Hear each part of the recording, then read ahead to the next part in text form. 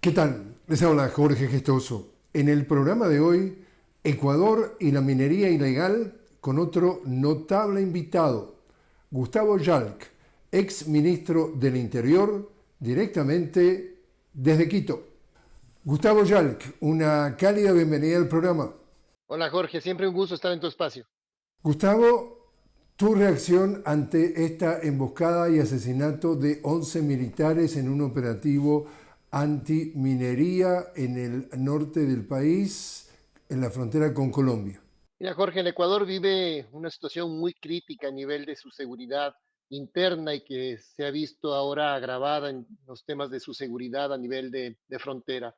Lo primero es la solidaridad a las familias de los 11 militares ecuatorianos que han muerto en este asalto, en esta emboscada, de estos grupos disidentes de las FARC, principalmente Comando de Frontera, un grupo disidente colombiano de las FARC, que trabajan en temas de minería ilegal, de narcotráfico, y que frente a la situación en la que Ecuador vive de un debilitamiento institucional y también de falta de presencia numérica suficiente en sus fronteras, han podido infiltrarse en nuestro territorio y tener operaciones de minería ilegal que mueve tanto o más recursos que el propio narcotráfico, sembrando terror en frontera norte, y que en este operativo del ejército ecuatoriano realizado la semana pasada, con el objetivo de desmontar instalaciones de minería ilegal, ha sido objeto de una emboscada. El tema es dramático para las familias, para la propia institución militar y para el país entero, porque esta es una demostración de que el Ecuador está perdiendo el control de su territorio, cosa que no ocurría en nuestro país y que ha empezado a ocurrir sobre todo en los últimos 6 años, 7 años, producto del abandono de las políticas de seguridad interna y externa que el Ecuador tenía con mucha fortaleza, a diferencia incluso de las grandes dificultades que Colombia siempre ha tenido en su frontera sur. Ecuador en su frontera norte siempre tuvo una presencia muy importante. Sin embargo, las Fuerzas Armadas del Ecuador han sido distraídas de sus funciones naturales de control de su seguridad externa y principalmente de frontera, en temas de seguridad interna, en temas de trabajo de la Policía Nacional. Se ocupan de la seguridad en las cárceles, hacen operativos de seguridad ciudadana, incluso sin tener la formación suficiente, distrayéndose de esta función fundamental de control de fronteras.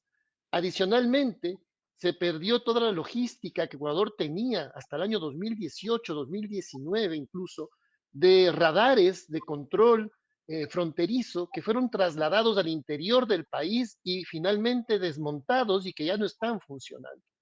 El numérico de Fuerzas Armadas, su apoyo financiero y logístico y de inteligencia antidelincuencial y de seguridad nacional también han sido debilitados enormemente.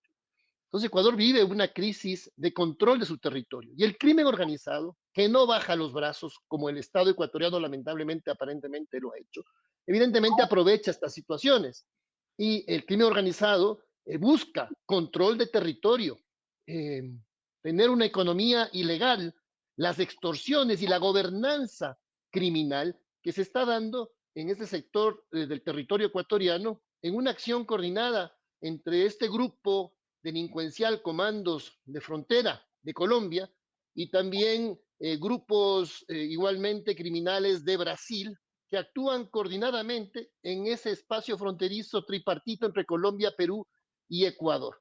Es necesario que Ecuador retome acciones de coordinación interinstitucional e internacional.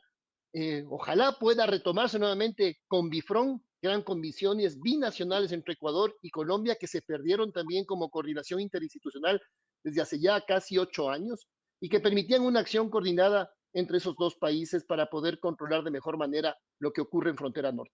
Ahora, al escucharte, Gustavo, y queda claro la potencia, el dinero, la fuerza, el equipamiento que tiene esta gente que está detrás de la minería ilegal. Y por otro lado, mandan a una patrulla o a un grupo del ejército a enfrentar. Los mandaron a la guerra con un tenedor. Fue una operación suicida. Esto es tremendo, Jorge, tremendamente doloroso y yo diría incluso vergonzoso. en efecto, debe hacerse las investigaciones profundas de las causas por las cuales esto ha ocurrido. Cuando muere un militar o un policía en un operativo, evidentemente tiene que investigarse bien la planificación que se hizo para realizar un operativo de estas características. El mismo ejército ecuatoriano, el jefe del ejército ecuatoriano ha hecho unas declaraciones igualmente preocupantes. Ha sido él quien ha mencionado la posibilidad de que se haya perdido información, se haya pasado información a estos grupos delincuenciales desde el interior de las propias Fuerzas Armadas del Ecuador. Esto sería tremendamente grave, lo ha dicho el propio comandante del ejército, de alguna manera dando una explicación de por qué en un operativo de esas características haya fallado la inteligencia para estar preparados a un enfrentamiento de estos. Cuando hay una emboscada, esto quiere decir que los emboscadores sabían del operativo, de sus características, de su ubicación geográfica, de su numérico, y estaban listos para emboscar al ejército ecuatoriano. ¿Cómo esto es posible que haya ocurrido? Es la gran pregunta que se están haciendo las autoridades del Ecuador y la opinión pública en general. Y si es que se confirma una situación de estas, querría decir que es la prueba evidente de que las instituciones ecuatorianas están siendo infiltradas y han sido infiltradas por el crimen organizado, que es otra de las estrategias que tiene el crimen organizado.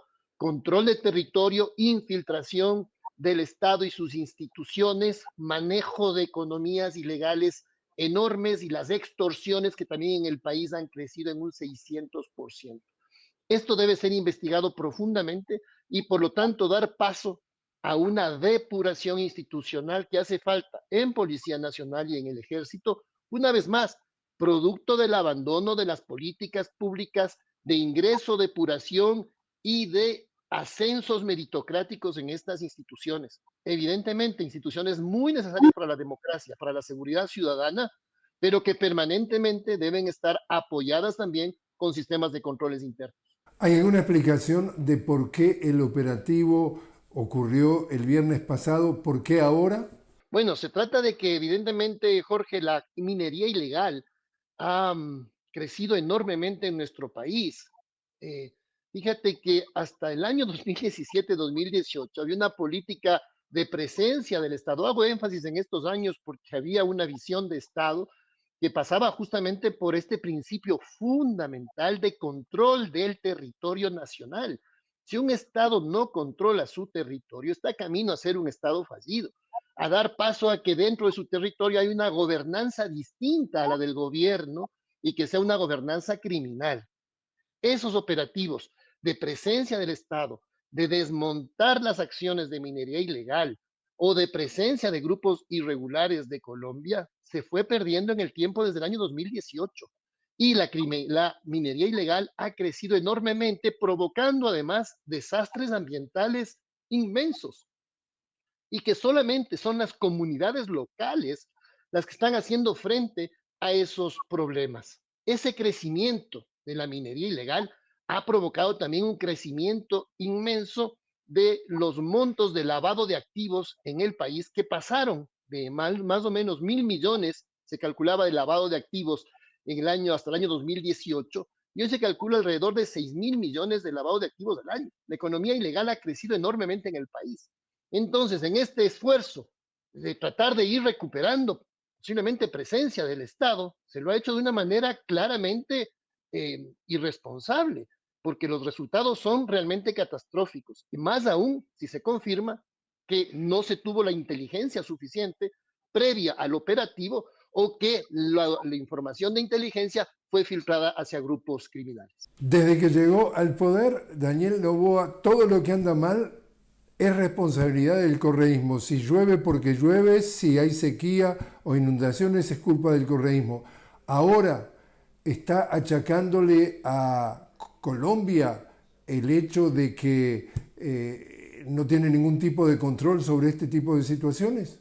¿Se está lavando las manos? Bueno, esa ha sido una característica constante del gobierno de Daniel Noboa, de buscar siempre responsables fuera de sus propias acciones y de su propio gobierno, echándole la culpa a gobiernos anteriores, que sí, algunos tienen la responsabilidad. Desde el gobierno de Moreno y de Lazo, empezó justamente un deterioro de la seguridad ciudadana interna y del control de las fronteras de nuestro país. Esta es una realidad, pero hasta el año 2018 había una presencia y políticas integrales de seguridad nacional y que involucraban justamente el desmontaje permanente de cultivos ilícitos que Naciones Unidas le reconoció al Ecuador en ese gobierno del presidente Rafael Correa como un gobierno, como un territorio libre de cultivos ilícitos reconocido por Naciones Unidas y de permanente presencia de erradicación de cultivos ilícitos y de desmontaje de incipientes laboratorios de procesamiento de sustancias ilícitas, de cocaína específicamente. Pero todas esas políticas de presencia y de programas conjuntos con organismos internacionales se perdieron. Quienes tienen las responsabilidades son realmente los gobiernos que desmontaron esas políticas y el gobierno de Novoa no las ha vuelto a implementar, no tiene un plan de seguridad, se habla de un plan Fénix de seguridad ciudadana que realmente no existe, que nadie conoce, que nadie sabe las líneas de base, los indicadores, los cronogramas, ni los presupuestos, ni las estrategias y los resultados están a la vista. Jorge, tenemos el inicio de año más violento de la historia del Ecuador. Ecuador, hasta el año 2018, quedó como del segundo país más seguro de América Latina, con apenas 5 homicidios por cada 100.000 habitantes.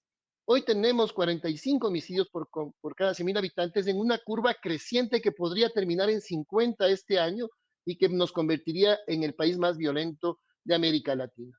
Entonces, las responsabilidades de quiénes son, quienes abandonaron esas políticas de seguridad que hicieron del país un país seguro y hoy tenemos uno de los países más inseguros del continente y del mundo. Echar la culpa a otros no es más que síntoma de mediocridad, de falta de comprensión de los problemas y ausencia de voluntad de resolverlos. Entonces lo que tiene que hacer el gobierno es reactivar la coordinación real con nuestros países vecinos, reactivarla con Bifron, por ejemplo, con Colombia. Ojalá que pueda reactivarse en algún momento espacios como UNASUR, donde se discutían justamente políticas regionales de seguridad y que estaban dando resultados en acciones coordinadas entre los diferentes países. El crimen organizado es algo que azota a la región en su conjunto y debe haber también respuestas nacionales internas, que lamentablemente el Ecuador no tiene, pero también respuestas regionales en espacios supranacionales. Gustavo, te invito a hacer una pequeña pausa. Estamos hablando con Gustavo Yalc directamente desde Quito sobre Ecuador. Y Gustavo, cuando volvamos, me gustaría hablar contigo sobre el manejo y los resultados de la segunda vuelta electoral. Enseguida regresamos.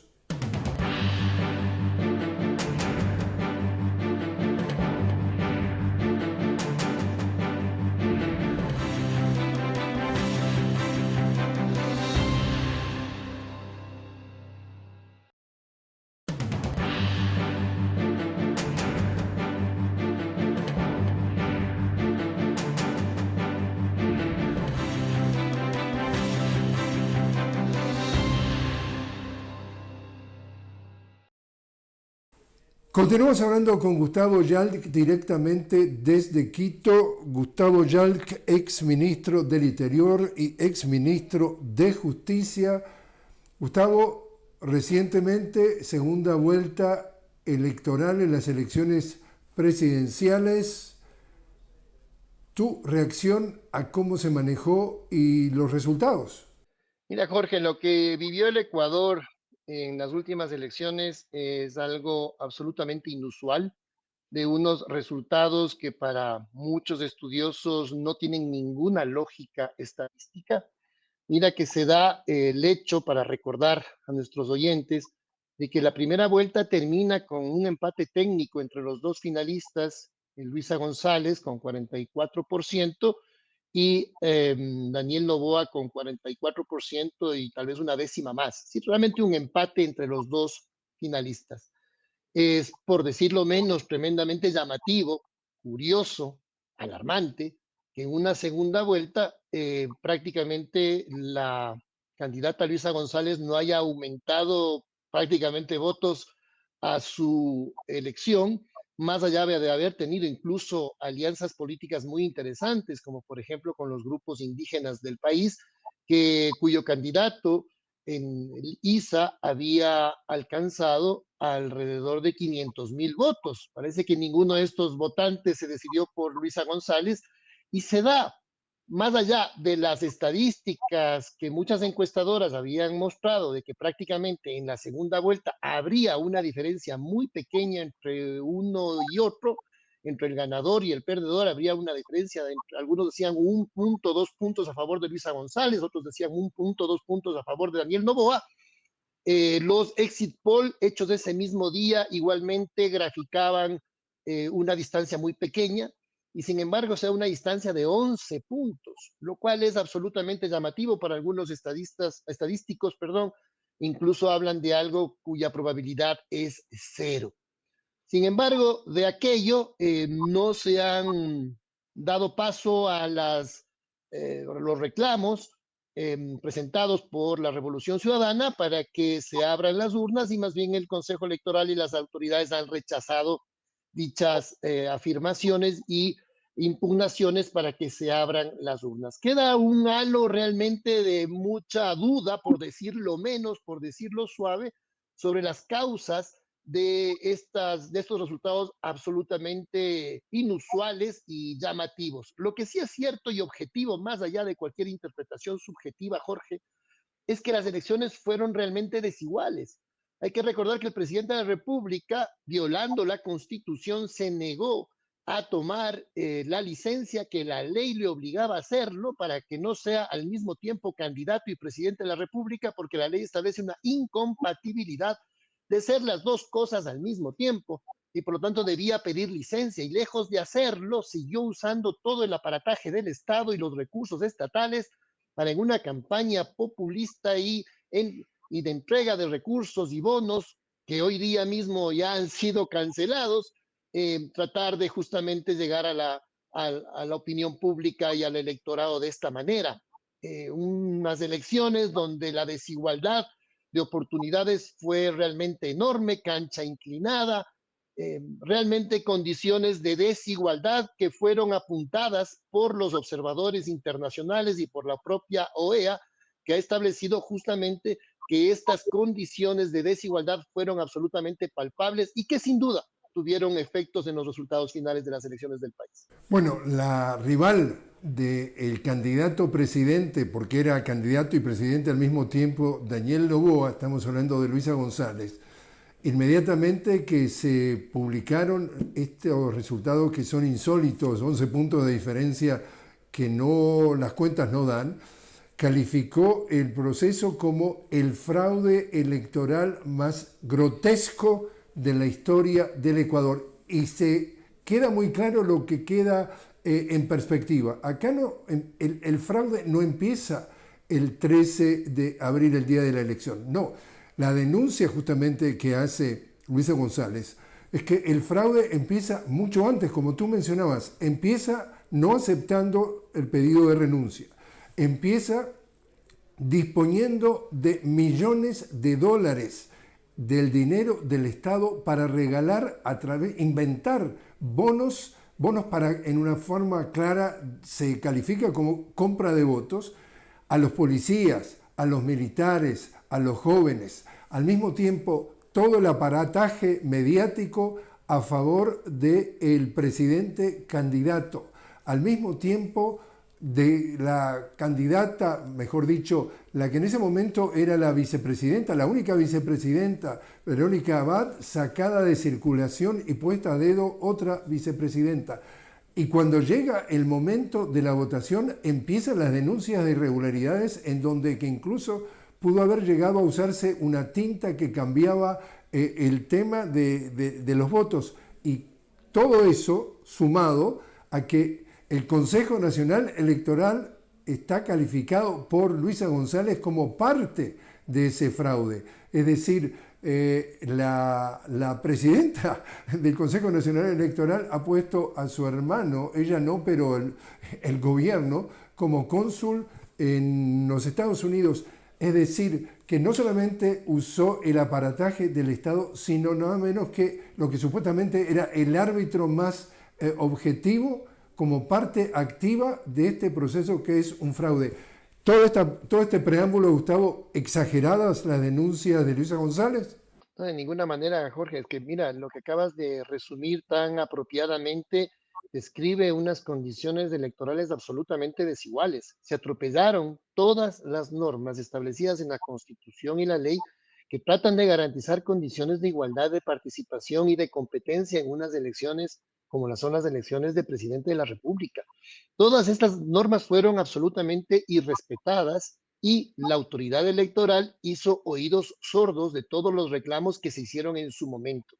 Insisto, se permitió que el presidente siga siendo presidente y candidato al mismo tiempo, cuando la norma constitucional y legal establece que debe pedir licencia.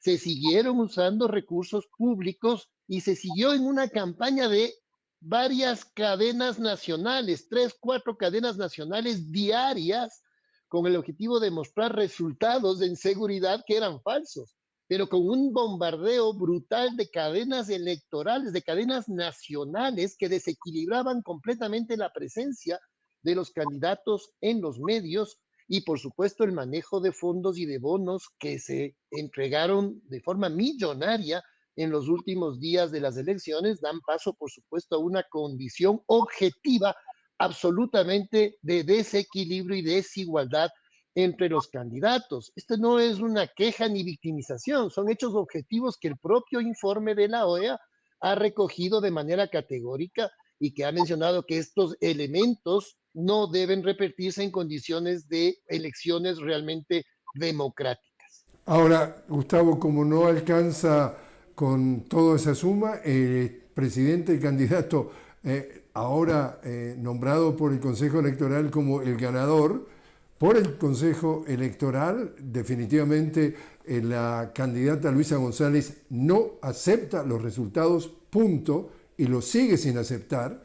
Este señor se monta en un avión y se va a hacer una gira por algunos países, algunos de ellos en Europa, otros también en el Medio Oriente, y entonces desde Francia habla de que su gobierno estaría dispuesto a reanudar relaciones diplomáticas con México, que las rompió en el momento que él, este señor Noboa, ordena un operativo para asaltar en la Embajada de México en Quito, asaltar a través de la policía, entrar, violar un territorio, es decir, se metió en un país distinto para secuestrar a una persona que estaba en el interior, que tenía asilo diplomático, que era el ex vicepresidente Jorge Glass. Lo toman, como decía él, me sacaron como si fuera una vaca, decía Jorge Glass, y se lo llevan a una cárcel de máxima seguridad, La Roca, donde sigue preso con un juicio que absolutamente cargado de irregularidades para etiquetar a todo el correísmo a través de él y cegarlo allí. Entonces pone, podemos reanudar relaciones diplomáticas, pero con una condición de que yo no voy a darle el salvoconducto a Jorge Glass como lo exige México para restablecer relaciones diplomáticas. ¿Qué es esto, Gustavo? ¿Sigue siendo una república bananera por todos los frentes? Mira, Jorge, Ecuador lamentablemente se caracteriza ahora por una violación permanente de sus normas constitucionales y legales por parte de sus autoridades, por parte del gobierno nacional de manera permanente, pero ya no solamente eso, sino también las normas internacionales, tratados internacionales. El caso que tú acabas de mencionar es clamoroso, es la violación a las normas más elementales de la convivencia pacífica internacional que prohíbe las relaciones basadas en la amenaza y el uso de la fuerza. La agresión que sufrió la Embajada de México no tiene precedentes en la historia diplomática del mundo y eso se permitió hacer el gobierno de Daniel Noboa. Imagínate que si eso se hace a una sede diplomática, los riesgos que corre cualquier ciudadano en el país de que sus derechos no estén garantizados establecidos en la Constitución y las normas no estén garantizados en las instituciones. Alguien le debería decir al presidente Noboa que las normas más básicas del derecho de asilo establecen que quien califica la condición de asilo político es el Estado asilante. Quien califica la condición de perseguido político no es el país perseguidor. sino el país que da asilo al perseguido. Porque si no fuese así, como algunos tontamente dicen que debería cambiar, moriría la institución del asilo, que es principalmente una institución que se ha desarrollado mucho en Latinoamérica, pero que justamente establece ya en las convenciones y sus reformas, la Convención de Caracas sobre derecho de asilo, ya deja claro, luego del caso de Haya de la Torre, entre Perú y Colombia, que quien califica la condición de asilado político es el Estado asilante. Punto uno. Punto dos. Por lo tanto, el presidente Noboa no es quien debe calificar. Y segundo, el país agresor no es el que pone condiciones para el restablecimiento de relaciones diplomáticas. Es el país víctima, finalmente, que pondría o podría poner algunas condiciones. Ojalá México y Ecuador pudieran a corto plazo restablecer sus relaciones diplomáticas, dos países con una tradición de buenas relaciones de países hermanos. Ojalá se pudiera hacer, pero eso pasa por una primera elemental eh, hecho de reconocer el daño causado, de un compromiso de no repetición, para que entonces pueda funcionar las relaciones diplomáticas y poder avanzar hacia una solución pacífica, no judicial, que también es pacífica, y México ha llevado a los tribunales internacionales al Ecuador para que ahí se resuelva a la luz del derecho internacional este problema, que es una parte de solución pacífica. En el derecho internacional, como tú sabes, hay dos formas de solución pacífica, las judiciales y las diplomáticas. Las que están proscritas son las de violencia y la de agresión, que es lo que el Ecuador ha hecho. Por lo tanto, para evitar las judiciales, donde Ecuador tiene un mal pronóstico en su resultado final, debería haber la diplomática, pero la diplomática no pasa por las condiciones del agresor, sino más bien por un diálogo franco, partiendo del reconocimiento del error para que el país víctima pueda establecer un diálogo diplomático que ojalá conduzca hacia un restablecimiento de relaciones próximamente, ojalá, pero bajo unas relaciones adecuadas en la negociación diplomática. Por último, entonces, Jorge, ¿dónde ha quedado la democracia en el Ecuador después de esta segunda vuelta electoral? No, muy afectada, las instituciones del país en general muy debilitadas. Y eso tiene que ver con el primer punto que también eh, trabajábamos en la primera parte del programa.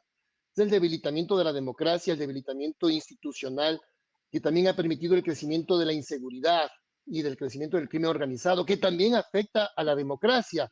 La democracia débil hace que el crimen organizado avance y el crimen organizado debilita la democracia. Es un juego de ida y vuelta. Y eso finalmente, Jorge, tiene como resultado final el crecimiento de las desigualdades sociales. Ya vivimos en el país en el continente más desigual del mundo, en América Latina, pero en el Ecuador se van profundizando cada vez más las desigualdades. Y esa tensión entre democracia y desigualdad produce más violencia también. El panorama para América Latina en general es bastante pesimista, en mi opinión.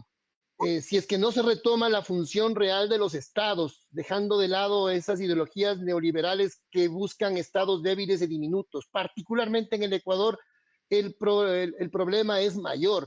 Así que la democracia lamentablemente se ve que seguirá debilitando, las desigualdades sociales seguirán creciendo, el crimen organizado irá ganando terreno y las desigualdades se seguirán profundizando. Tenemos que salir como país de este círculo vicioso. Ojalá haya conciencia de que hay que resolver los problemas de manera integral, con mayor oportunidad para la gente, rompiendo las indecentes desigualdades sociales, haciendo política pública integral, dando desarrollo humano para poder también atacar de esa manera la violencia social que crece en nuestro país. El panorama no es muy positivo, lamentablemente, Jorge. Ojalá, espero equivocarme, pero el panorama se ve de debilitamiento institucional mayor, de ausencia de democracia y de aumento de desigualdades sociales. De esto el Ecuador tendrá que aprender la lección y ojalá salir democráticamente sin violencia de esta situación tan crítica que vivimos en el momento actual. Gustavo Yalc, muchísimas gracias por estar con nosotros. Un gusto, Jorge. Hasta la próxima.